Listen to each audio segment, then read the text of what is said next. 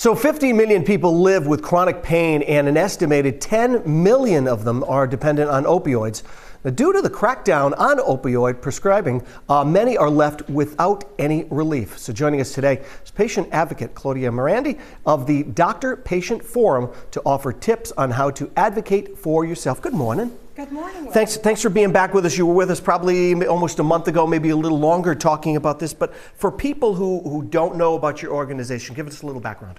So we raise awareness to the fact that people who live with chronic pain, much like myself, I've got Crohn's disease, Right. They can no longer find doctors who are willing to treat their pain with what works for them. And that's full agonist opioids that are approved by the FDA.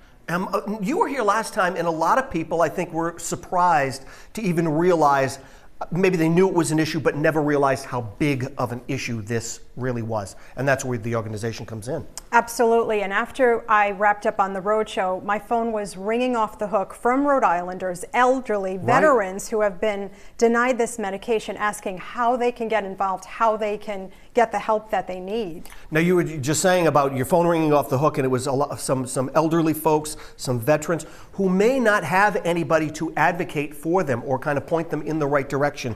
So how can somebody, you know, it's almost like you have to find that inner strength to advocate for yourself. Not everybody really has that strength or can do that.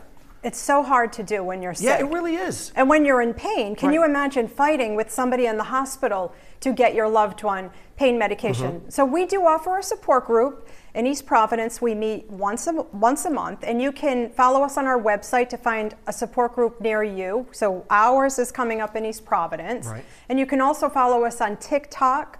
We have about 350,000 people who follow us there because we're trying to teach people how to advocate for themselves and hopefully encourage doctors to start treating pain again. So when this comes around, Claudia, is it people who are going, they are in pain, they do have medical conditions that they need, and the doctors might saying that, okay, because it's an opioid, thinking, you know, they don't want people getting hooked on this. Is that kind of what it is? Sure. And the way we explain this to doctors, if exposure to a drug caused addiction, that would mean every college student who was exposed to alcohol would become an alcoholic. Right. Millions of people have been safely taking these pain medications for years without any issue.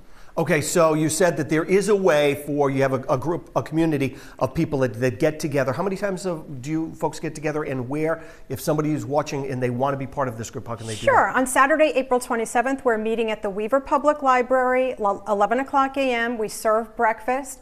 We're also at the State House quite a bit, trying to encourage lawmakers to help enforce the law that we already have in place. And we also have a Patreon subscription page called the Doctor-Patient Forum. We rely solely on donations. We don't receive any money from any pharmaceutical companies. You said also people can follow you on social media as well, is correct? Yes. Okay, very good. Thanks so much for being here with us today.